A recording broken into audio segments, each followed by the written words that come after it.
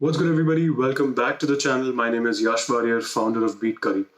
In our mission to explore and experience the unique flavors of music and discover new and versatile forms of music, in this episode, I shall be interacting with one of the most finest musicians in the international world music scene, Yshai Afterman. His music is a combination of both technique and emotion and has a strong touch of Indian, Turkish, Persian, and Arabic traditions, blended with modern sounds and rhythmic patterns. He's performed at multiple music festivals and concerts all over the world. Thank you so much, Yshai, for joining in for this interview. We are absolutely pleased to have you. Thank you, Yash, and thank you for BeatCurry for hosting me. Thank you so much. Starting with your music that you create and compose, it's actually a beautiful combination of both technique and emotion. You play so many musical instruments in today's time. So, take us through the range of instruments that you're playing and tell us about them. Firstly, thank you. Thank you for your kind words. So my main expertise is Mediterranean percussion instruments, Middle Eastern percussion instruments. You have the family of the frame drums, with which this is one of them. The frame drums, by definitions, are simply drums that have a shell, a frame that is deeper, that is not deep. It's a shallow frame, and it has many times a big diameter. And these drums are very, very ancient. Super ancient. You have them all over the world. Also in India, you have a few of those versions of these drums. And as you can see on my back, these are different darbukas. Some are from clay, some are from metal, some are from wood. And when I perform with a percussion set, which is a combination of percussion instruments and a drum set, because my music is touching also modern, is inspired by jazz also, so I need to have some bass and snare. So instead of using just a Western snare, I'll take a African djembe, I'll put something on it which rattles, which gives me the sound of the snare. And the bass drum could be a bass drum with natural skin to give me like a more warm and percussive sound to it. And I'm blessed to be playing these amazing instruments. One of the special things about them is that we are all the time developing them. The style of playing is all the time being reinvented and all the time pushed forward. And it's really, really exciting. Talking about the diversity that you display through your music, how did you get inspired to learn so many musical instruments? And at the same time, how did you go about taking your trainings in them?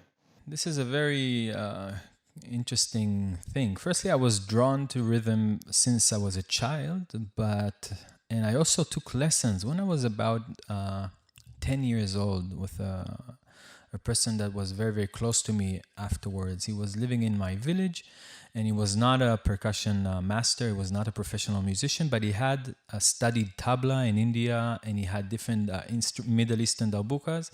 And as a child, myself and a friend of mine from our village, we used to sit with him every week and he used to let us play the different instruments, give us some exercises. That was like the first, like the seed. He planted a seed inside me. And maybe more than 10 years afterwards, when I became a bit older, I had a frame drum looking very similar to this that my parents bought in some market 30 years ago, and it was hanging on my wall just as a decoration. After 2 months of just messing around with it, I looked for the best player in Israel. I asked some musicians, who is the best player, who is the best teacher? And they gave me the name of Zohar Fresco, who ended up to be my teacher, my master for almost 4 years. And he taught me to play the Mediterranean drums. It started with a year of studying only this drum, the lap style frame drum. Then it's another year of playing upright frame, which is very similar, but you hold it in the air. And then half a year of the Egyptian tambourine, and another half a year of the darbuka. And so I was very lucky to have absolute inspiration in front of me. The experience of being a student of a master, I felt, was very, very strong for me. I know in India, it's such an important part of the musical culture, having a teacher. Absolute legends of music are still, when they're in their late years, are still praising their teachers. I find that to be both beautiful and also very important, So I was very, very lucky to have a teacher who was my absolute inspiration for the first 4 years. And he in a way, raised me to stand on my own feet. And then I went to study with other teachers, different style of playing drum set, and I met many drummers and percussionists around the world when I started to tour and to teach around the world. And so many of my friends became my inspiration. Friends from Spain, from Israel, from Italy, from different parts of the world, meeting with them, sharing ideas. It's an endless process of revealing what is this passion, what is it about, who am I, what is my voice in the world, what are these instruments for me, what are their meaning. It's something that shapes itself and evolves through the years. Absolutely. Yeah. It's actually very interesting that you spoke about how you've been learning multiple instruments from multiple teachers, rather than sticking to one, and then you start slowly knowing other instruments. So it's actually a very wonderful thing that you said. Yes, well, it started very specific. It started with only this drum for a year, and then only one other drum for another year, and I must admit that I'm practicing many hours a day for quite a long time already, more than a decade. But still, there are also many instruments and musical styles and genres that I don't touch. Amazing, for example, African percussion, Latin percussion, which are unbelievably amazing, and I have total respect for them. I avoid playing them. And also the Indian tabla. I was traveling in India and I was also performing in India. I'm so inspired musically, but when I was offered maybe to take lessons on tabla or maybe I was always refusing because I know how deep it is. And I know I need another lifetime to study that instrument. And I always try to avoid taking on too many instruments because eventually you won't be able to play them all, even if you practice 20 hours a day. I would also like to know from you, if you could also if you could play the darbuka or the duff, any of those instruments, and just show a small piece of it. Yes, of course, sure. I will play the frame drum because it's here with me. Okay. I'll put a foot bell just to accompany myself. My foot is gonna play the groove, and I'm gonna improvise around it.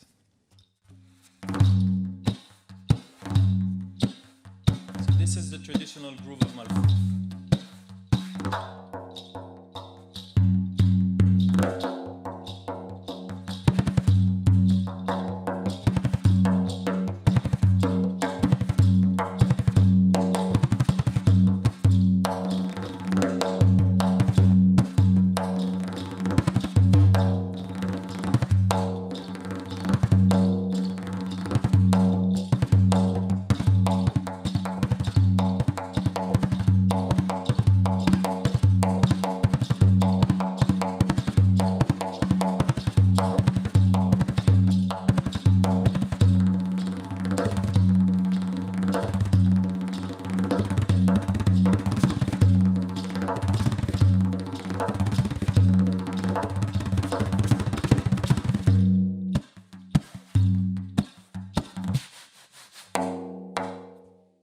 Wow, absolutely wonderful.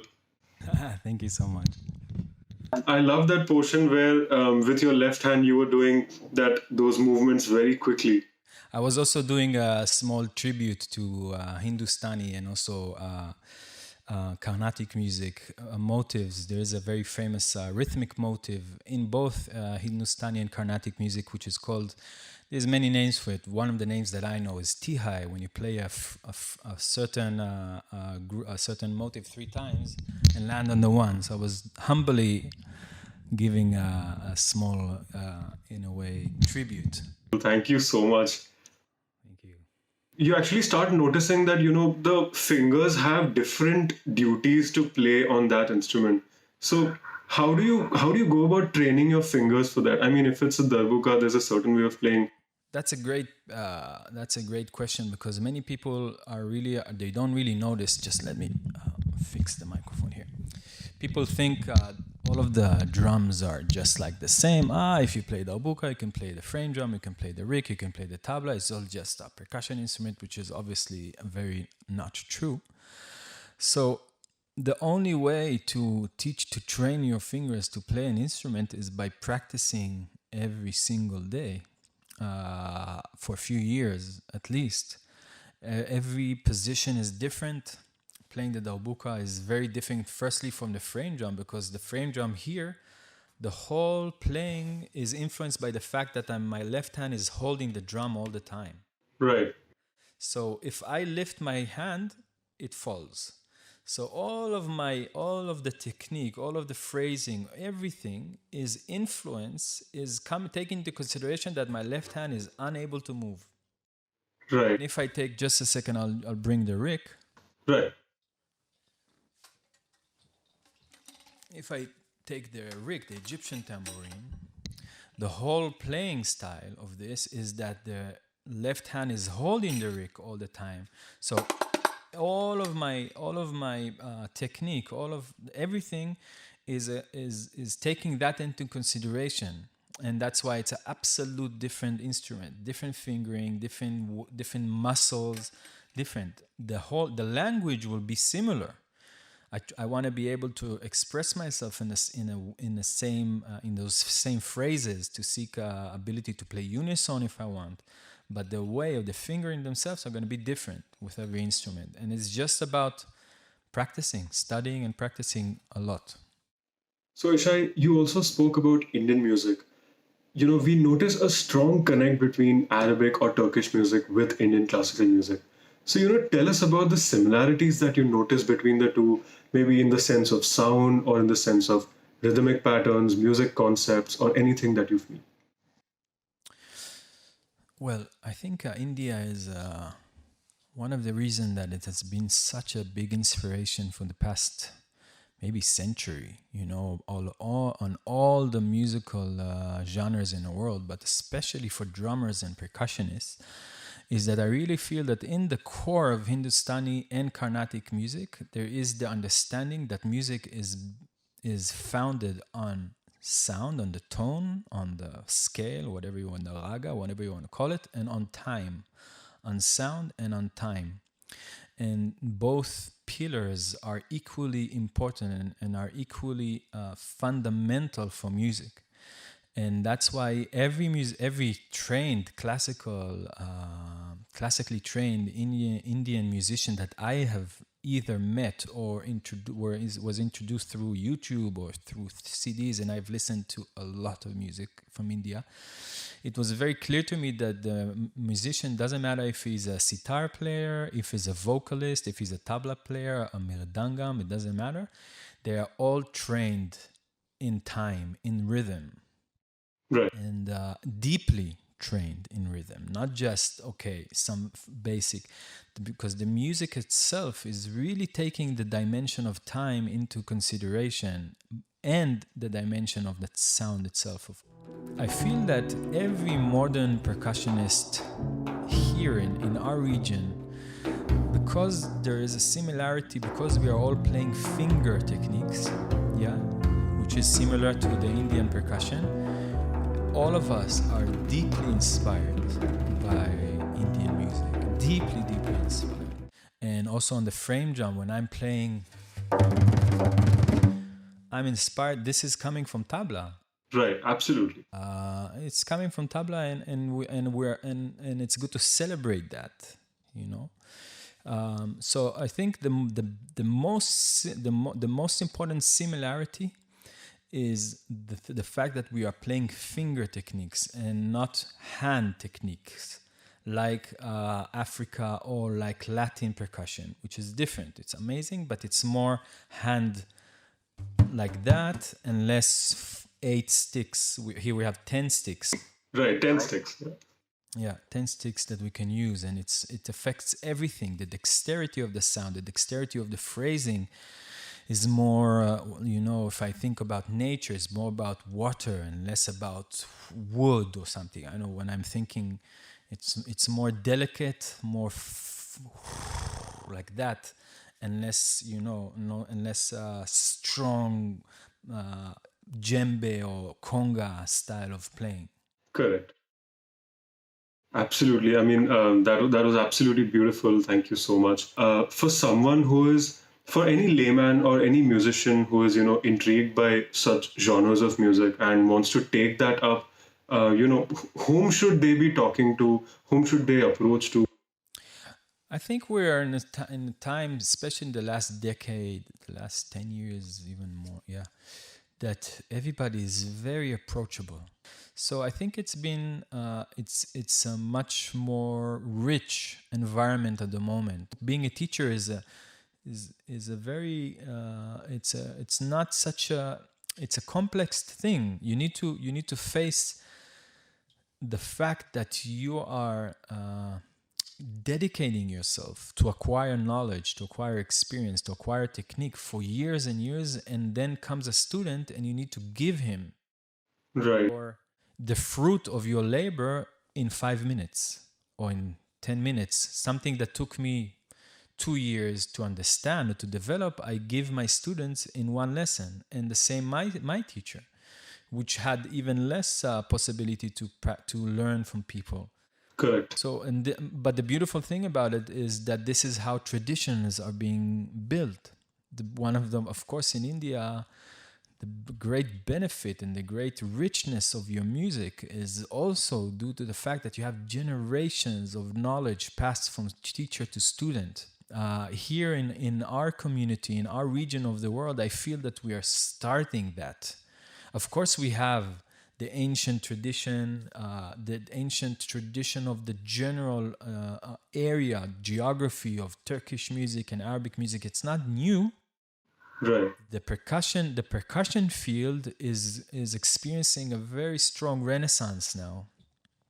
And we are starting. I feel that I'm in a way a second generation or a third generation, and hopefully out of a chain of many, many generations.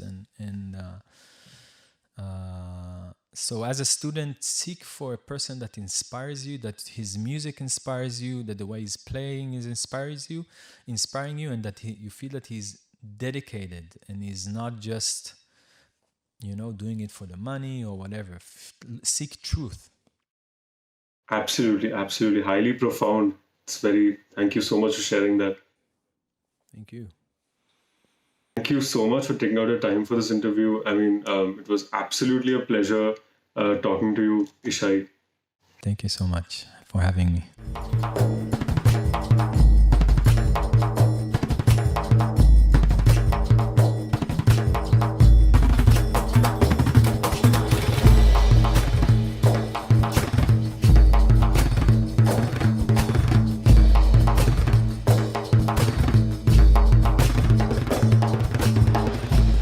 I hope you all enjoyed this video. If you like this video and you'd like to see more such videos, make sure you subscribe to BeatCurry, stay tuned, and I'll see you in another video.